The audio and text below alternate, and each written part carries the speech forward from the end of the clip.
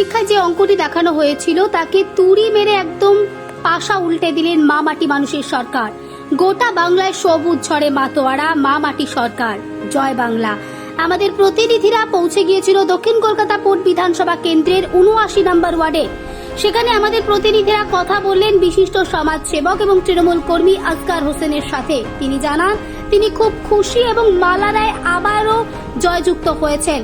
আবার অন্যদিকে তিনি দুঃখ প্রকাশও করলেন, যেভাবে কলকাতার মহানাগরিক ফিরহাদ হাকিম এবং বিধায়ক মানুষের জন্য কাজ করে চলেছে সেখানে সেই অনুযায়ী ভোট হয়নি।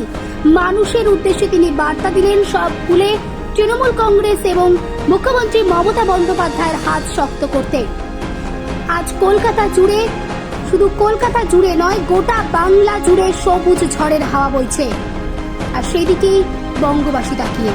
খুবই ভালো লাগছে আজকে যে মমতা দিদির সৈনিকরা আছে, যারা জিতেছে না তাদের সাথে আমরাও আছি, আমরা ওনাদের সাথে সাথে ছিলাম, পিছনে আমরা মানে যা কর্মী আমরা করেছি, যে জিতে আমরা খুবই খুশি। আমরা চাইব দিদি এখন চেষ্টা করে দিল্লিতে পৌঁছে গেলে আমরা আর খুশি হব। আমরা চাইব এই ওয়ার্ডে যে ববিদা যে এত কষ্ট করলেন, এত র্যালি করলেন, ওর জন্যে যে আমরা এখানকার সাধারণ মানুষকে বোঝাতে পারলাম না কি আপনারা ভোট বুঝে শুনে দিন, কেন আপনার ভোটটা মূল্য, আপনি কাউকে এরকম দেবেন না ভোটটা যে আপনার ভোটটা খারাপ হোক। যে লোক যে মানুষ আপনার পিছনে সবসময় দাঁড়িয়ে আছে, সবসময় পাশে আছে, তাকে দেখে ভোট দিন।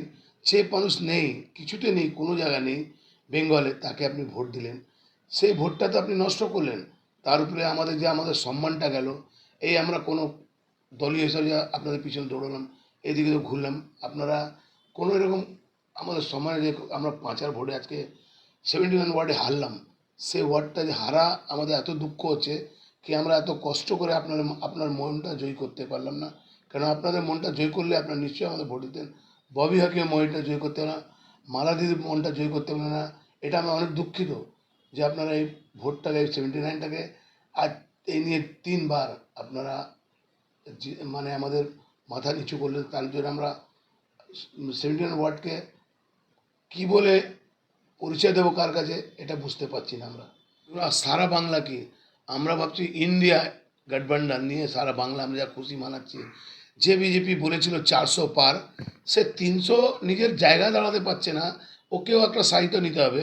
তখন এবারে বিজেপি সরকার কী ভাববে নিজেকে, যে নিজেকে মোদি নিজেকে ভগবান ভেবে নিয়েছিল যে কি আমি যা বলবো তাই হবে, আমার উপরে কেউ যাবে না।